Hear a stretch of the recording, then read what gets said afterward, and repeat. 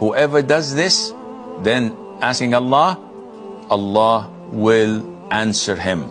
Whoever wakes up in the middle of the night and says, immediately, not asking what is the time, not checking his mobile phone for messages or checking the news timeline.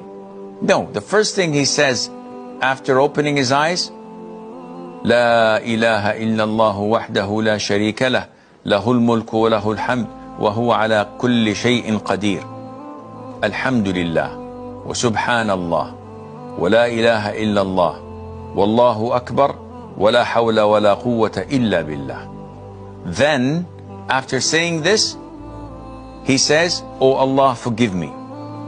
Or he asks Allah for dua. "Oh Allah, pay off my debt. Oh Allah, make me succeed in securing a good job. Oh Allah, guide my children and wife." Any dua. The Prophet says, alayhi salam, whoever does this, meaning saying the dhikr, then asking Allah, Allah will answer him. And if he were to pray, Allah will accept his prayer.